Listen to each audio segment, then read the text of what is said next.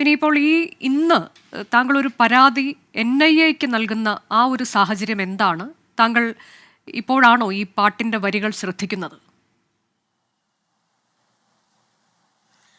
അതെ, ഇപ്പോൾ ഈ സോഷ്യൽ മീഡിയയിലെല്ലാം ഇപ്പോഴാണ് ഈ കഴിഞ്ഞ ആഴ്ചയാണ് ഈ പാട്ടിൻ്റെ വരികളെല്ലാം വൈറലായിക്കൊണ്ടിരിക്കുന്നത്.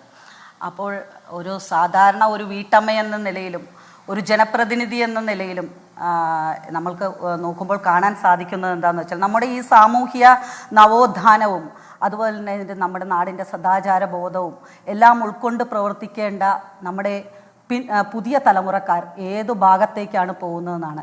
ഈ വേടനെ പോലെയുള്ള ആക്ടിവിസ്റ്റുകൾ, അവർ ആക്ടിവിസ്റ്റുകളായിക്കോട്ടെ അല്ലെങ്കിൽ റാപ്പ് സോങ് ചെയ്യുന്നവരായിക്കോട്ടെ, അവരെല്ലാവരും നമ്മുടെ സാമൂഹ്യ നവോത്ഥാനത്തിൻ്റെ ഭാഗമായി പുതിയ പുതിയ നല്ല നല്ല സന്ദേശങ്ങൾ യുവജനങ്ങൾക്ക് പകരേണ്ടതാണ്. എന്നാൽ അതിനു പകരം നമ്മുടെ ഭാരതം ഭരിക്കുന്ന നമ്മുടെ പ്രധാനമന്ത്രി, അദ്ദേഹം 24 മണിക്കൂറും നമ്മുടെ രാജ്യത്തിൻ്റെ സുരക്ഷയ്ക്ക് വേണ്ടി, നമുക്ക് എല്ലാവർക്കും വേണ്ടി, ഓരോരുത്തർക്കും വേണ്ടി അഹോരാത്രം പണിപെടുന്ന ഒരു വ്യക്തിയാണ്.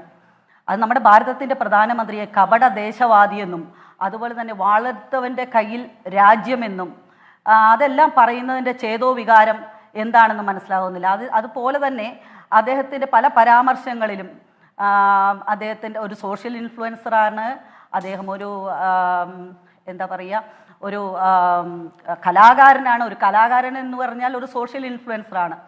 അദ്ദേഹം പറയുന്നതെല്ലാം ആയിരക്കണക്കിന് ലക്ഷക്കണക്കിന് ജനങ്ങൾ കേട്ട് അത് ഉൾക്കൊള്ളാനും പിഞ്ചു കുട്ടികളടക്കം അതെല്ലാം കേട്ട് ഉൾക്കൊള്ളുവാൻ തയ്യാറായി നിൽക്കുകയാണ്. അപ്പോൾ അതിലേക്കൊക്കെ സ്പ്രെഡ് ചെയ്യുന്നത് ഇത്തരത്തിലുള്ള മോശമായിട്ടുള്ള പരാമർശങ്ങളും നമ്മുടെ രാജ്യത്തെ അപകീർത്തിപ്പെടുന്ന, നമ്മുടെ നാടിൻ്റെ അഖണ്ഡതയെ തകർക്കുന്ന, ജനാധിപത്യത്തെ ചോദ്യം ചെയ്യുന്ന തരത്തിലുള്ള കാര്യങ്ങളാണ് അദ്ദേഹം തൻ്റെ റാപ്പ് മ്യൂസിക്കിലൂടെ, നൈറ്റ് ഷോയിലൂടെ എല്ലാം പുറത്തുവിടുന്നത്. ഇത് നമ്മുടെ സാമൂഹ്യ സംസ്കാരത്തെ എന്തായാലും ദോഷകരമായ രീതിയിൽ ബാധിക്കുമെന്നുള്ള കാര്യത്തിൽ സംശയമില്ല. അതുപോലെ ലങ്കയിൽ ദാഹം മാറാത്ത പുലികൾ അലറി നടക്കുന്നു. എന്താണ് അതിൻ്റെ ഉദ്ദേശം? മ്യാൻമറിലെ ബുദ്ധൻ ആയുധമേന്തി ചുടുചോര മോന്തുന്നു. എന്താണ് ഇതൊക്കെ അർത്ഥമാക്കുന്നത്? ഇതൊക്കെ നമ്മൾ സാധാരണ ഒരു തരത്തിലുള്ള ഒരു പ്രചോദനമോ അല്ലെങ്കിൽ ഒരു തരത്തിലുള്ള സാമൂഹ്യ നവോത്ഥാനത്തിൻ്റെ ഭാഗമായിട്ടുള്ള പരാമർശങ്ങളോ അത്തരത്തിലുള്ള ഭാഷകളല്ല ഈ റാപ്പർ വേടലിൽ നിന്ന് വന്നിരിക്കുന്നത്. ഇതെല്ലാം നമ്മുടെ ഏത് തരത്തിലുള്ള രാഷ്ട്രീയ സിദ്ധാന്തത്തിൻ്റെ പേരിലാണെങ്കിലും ഇത് പൊതുസമൂഹത്തെ വളരെ മോശമായി ബാധിക്കുമെന്ന കാര്യത്തിൽ യാതൊരു തർക്കവുമില്ല.